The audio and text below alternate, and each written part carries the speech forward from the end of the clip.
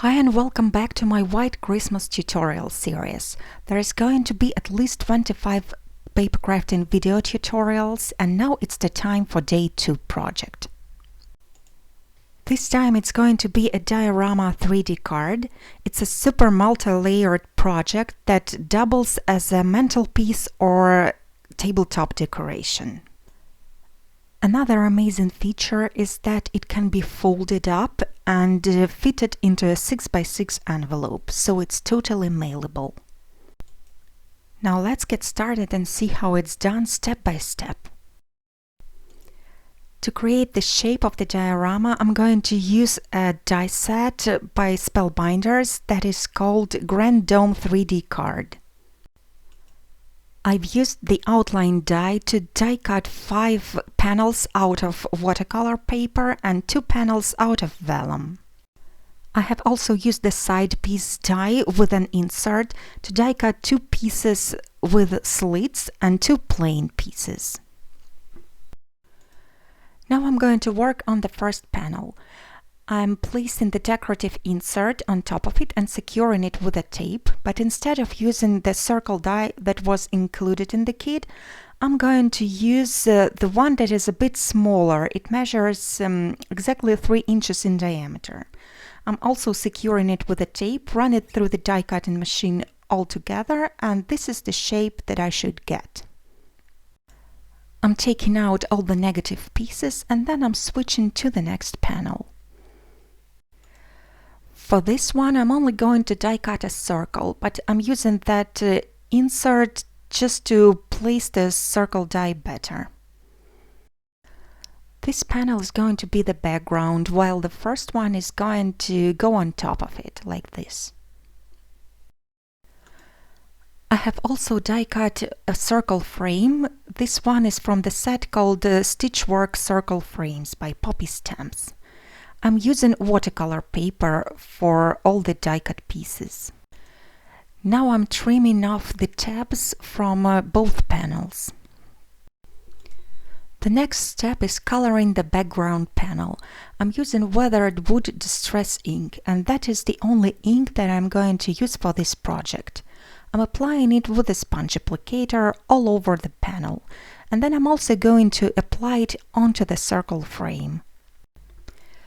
And if you want to know the tools and supplies that I'm using, you can find the full list in the description as well as on my blog. Now I'm applying some liquid glue onto the wrong side of the lacy panel and I'm sticking it on top of the background. So they are actually the 2 pieces of one panel. Then I'm applying some glue again onto the frame and I'm also sticking it on top of the panel. So this is the front piece of the diorama, and now let's move on to all the inserts. I'm going to use those inserts to create the winter scene, and I'm also going to use a set of coordinating dies by Memory Box. I'm placing the front panel onto the insert to know exactly where the die should go. I'm positioning the die right behind the window and then I'm taping it down to secure it. I'm running it through the machine, and here is the beautiful mountain outline that it creates. This die also cuts out 3 snow-capped mountain tops. Since I want the snow to stand out more, I'm going to use the weathered wood distress ink again to darken up the mountains just a little bit from the top. Then I'm going to stick down all the snow, and this is the result that I should get.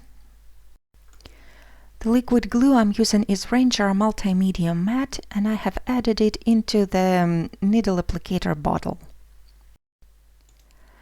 Now I'm lining up the front piece with the next insert, and I'm using the next mountain die the same way as I did with the previous one. They might look the same, but wait until you see them layered.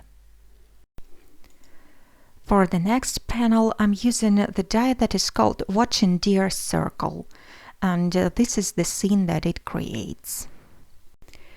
You see that all those dies cut out a negative pattern, which is perfect for this kind of project. This die is called Snowy Circle. I've die cut this image out of watercolor paper, and now I'm sticking it on top of the vellum panel right behind the window on the front. I'm using vellum because it can create very interesting effect when the project is backlit. This is why the back panel is also going to be out of vellum. I just have to trim off all the tabs. As far as those side pieces are concerned, I just have to fold all the tabs along the creased lines that are created by the die.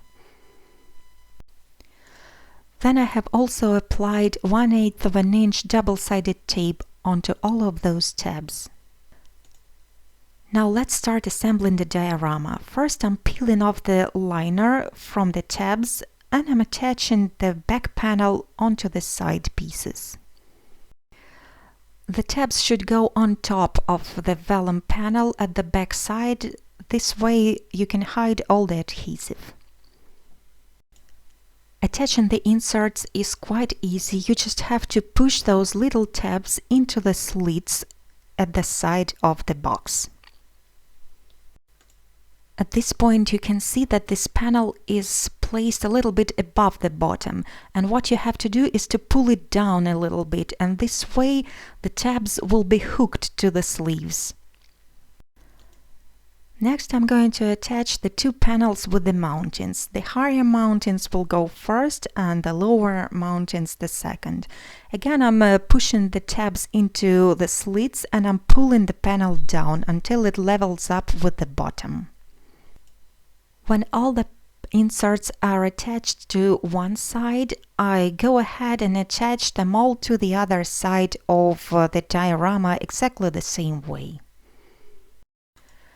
Now when all the inserts are in place, I can attach the front piece, so I'm simply peeling off the liner from the front and placing it on top of the tabs. And even at this point you can see that you can fold and unfold this piece. Now you can see those little tabs at the side. I was being asked if you can hide them somehow, and actually, to be honest, they don't bother me at all. But if you want to hide it, you can totally do it. The first way is you can just fold them back, and this way they will less visible. But you can take it one step further and completely conceal them. And this is exactly why I needed those two side pieces with no slits in them. All you have to do is to trim off all the tabs from the sides with your paper trimmer or using the scissors. All you have to do is to apply some double-sided tape to this piece of paper and stick it to the side of the diorama box, and this is going to hide off all the tabs completely. Attaching those panels will have absolutely no effect on folding your diorama. It works exactly the same way as without them. The card is nearly finished. I just have to add some final touches to it. And the first one is going to be the sentiment. I'm using a banner die and a die-cut word believe. I've die-cut it out of silver and white cardstocks, and I'm overlapping those two images to create a slight shading. Then I'm attaching the banner to the card front using the hot glue. And I'm going to create a slight curve as I'm attaching the banner. This paper poinsettia is actually a leftover from the previous project, and I'm going to attach it right below the banner in the center. The flower already has a pearl for the center, and I'm just going to attach more pearls to the project to match with the flower.